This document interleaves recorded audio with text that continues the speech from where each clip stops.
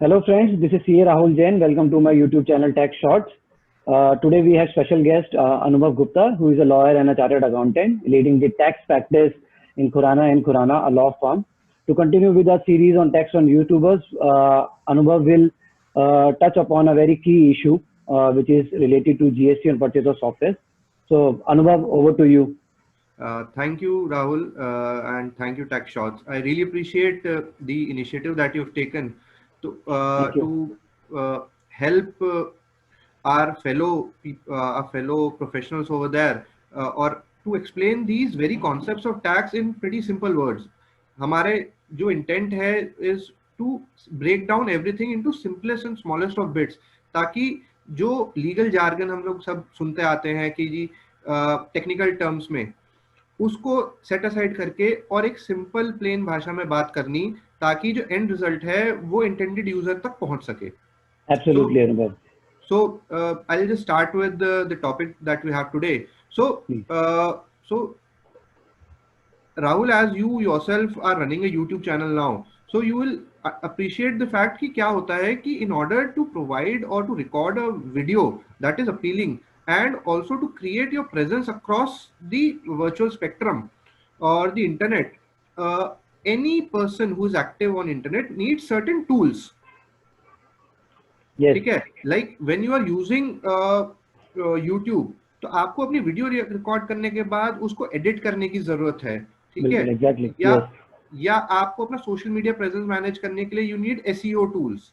सो क्या होता है जनरली, इसकी जो ट्रांजैक्शन ऐसे चलती है कि I am in need of a tool, so I will simply go to the website and I will purchase the tool and I start using it. Right. ठीक है, तो मैंने टूल यूज कर लिया. अब मेरे हिसाब से तो मेरी कोई लायबिलिटी नहीं है, बट अगर if I go into the depth of law, तो that is not the case. So the instant transaction that we are discussing today is where you have simply downloaded a software from the internet, made payment to the software supplier, and have started using this software to provide services through your YouTube channel. Okay. Okay. So the ultimate intent of a YouTube channel that is commercialized is to make money, right? Right. So अब क्या है, GST law में एक बड़ी specific requirement है. GST law कहता है कि अगर you are importing any services, then you are required to pay the tax on it under reverse charge. Import of services means अगर सॉफ्टवेयर किसी बाहर वाली एंटिटी का है. मैं उसको उसी पे टच कर रहा हूँ कि पहली बात तो ये समझने की जरूरत है इंपोर्ट ऑफ सॉफ्टवेयर क्या है. Import of software simply means कि अगर उसमें 3 क्राइटेरिया, या इंपोर्ट ऑफ सर्विस का मतलब 3 क्राइटेरिया मेरे फुलफिल हो जाएं. पहली बार, जो सर्विस दे रहा है, या हमारे केस में जो सॉफ्टवेयर दे रही है एंटिटी, वो इंडिया के बाहर बैठी है. ओके. तो सॉफ्टवेयर या सर्विस ले रही है एंटिटी, ओके, वो इंडिया के अंदर है. और जो प्लेस ऑफ सप्लाई है in respect of that particular service, that is in India. Okay. तो हमारे केस में, यूट्यूबर के केस में ये हो गया, इंपोर्ट हो गया. हाँ, अब यूट्यूबर के केस में अब अगर हम इस पे आए, तो the simplest example is that you start using Google Analytics. Right. Okay. ठीक है, which I am sure that many of our YouTubers would be using. तो हमने सॉफ्टवेयर किससे लिया? हमने सॉफ्टवेयर लिया गूगल से. So in many cases, Google has entities registered across the globe. So जो most common example होता है वो होता है Google सिंगापुर. Okay.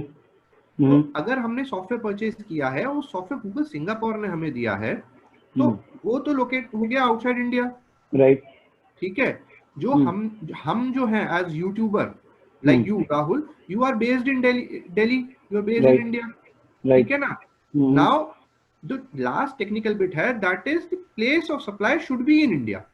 Okay. अभी place of supply हम कैसे समझे?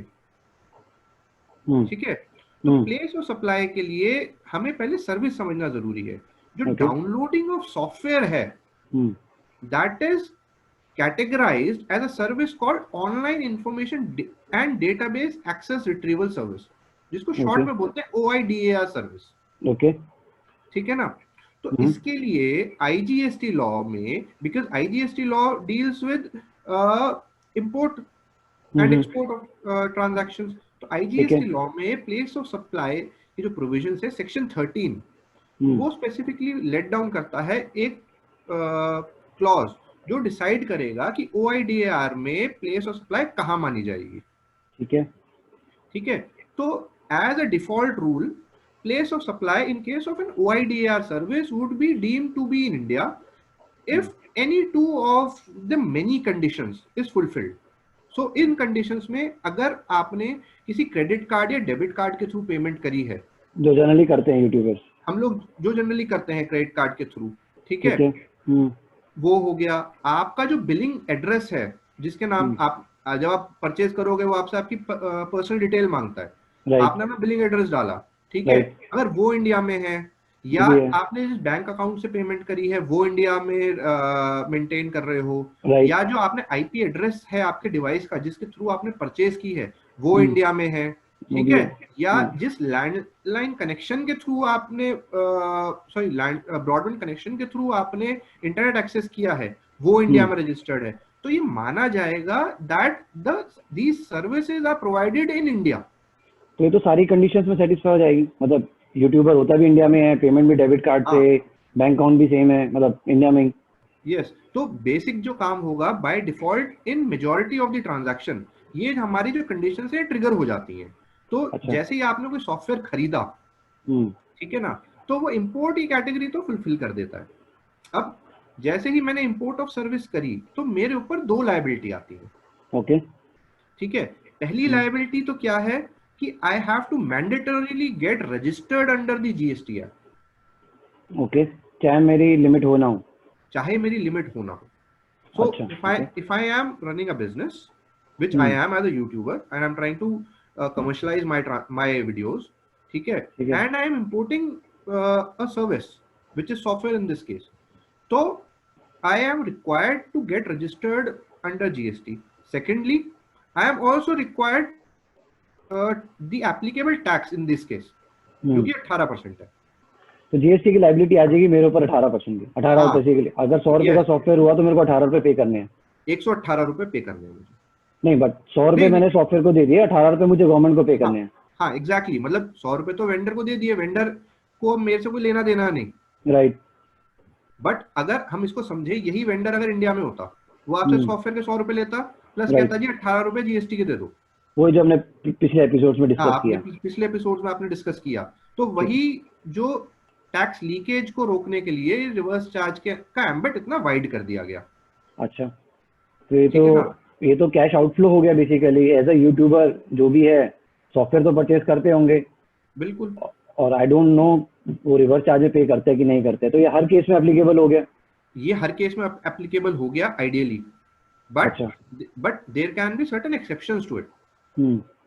ठीक है, जैसे क्या है कि एक जो नोटिफिकेशन है, नोटिफिकेशन 10/2017 इंटीग्रेटेड टैक्स रेट, ठीक है, जो कि जिसकी एंट्री है जो कहती है कि if when you are importing a service, then any person who is importing a service is liable to pay reverse charge on that service. ठीक है ना, उसमें एक एक्सेप्शन क्रिएटेड है। क्या है?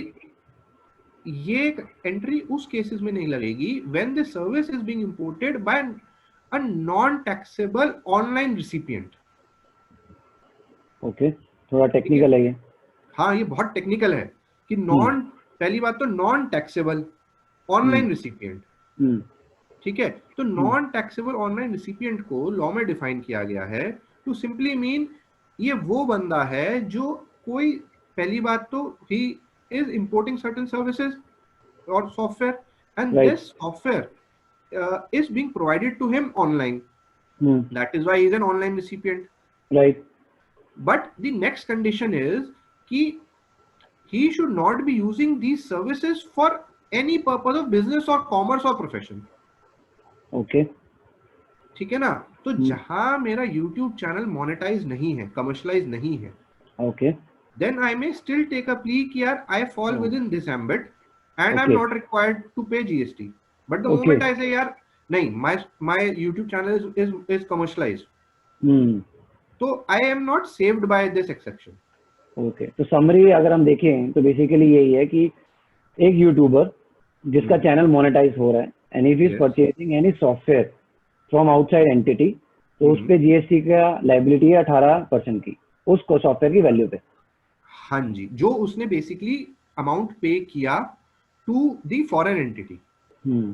अब आप जैसे सॉफ्टवेयर परचेज करते हो तो जरूरी नहीं है आपको हर ट्रांजैक्शन पे देना है, you have to see where these conditions are satisfied. अब जैसे क्या होगा, मान लो आपने कोई सॉफ्टवेयर परचेज किया, ठीक है, हो सकता है आपने गूगल से परचेज किया, बट जो बिलिंग एंटिटी है दैट इज गूगल इंडिया। हाँ वही एग्जैक्टली। अगर ठीक है ना? बाहर वाली एंटिटी से लिया है which is outside India, yes तो और आपका यूट्यूब चैनल मोनेटाइज कर रहे हो आप, सॉफ्टवेयर आपने जी किसी बाहर वाली एंटिटी से लिया, तो आपके जीएसटी की रिवर्स चार्ज में एप्लीकेबिलिटी है, आपको जी पे करना है जो आपकी पॉकेट से जाएगा। जो आपकी पॉकेट से जाएगा। दूसरी बात, आपके ऊपर सारे कंप्लायंस बर्डन बन जाएंगे। कंप्लायंस आपको पहले बात तो रजिस्ट्रेशन लेना है, राइट। ठीक है, फिर आप टैक्स पे करोगे, फिर जैसे आपने पिछली एपिसोड में डिस्कस किया कि क्रेडिट लोगे, फिर जब Right. आपका जब चैनल मोनेटाइज हो जाएगा, जब पैसे आने शुरू होंगे, तब उसके अगेंस्ट आप उसको यूज कर पाओगे, बट तब तक तो पैसा अटक गया, राइट, पैसा जेब से निकल गया। पैसा जेब से निकल गया। Yes exactly. Very well, Anubhav. Thank you for such insightful and a key topic here, because it's an outflow from the pocket. जो I don't know as a YouTuber किसी को पता है या नहीं, but thank you for such insightful. Thank you very much, and thank you for joining our channel. And we wish we do more such kind of topics together in the coming time. Thank you Rahul, entirely my pleasure. Thank you. Thank you, Anubhav. Thank you.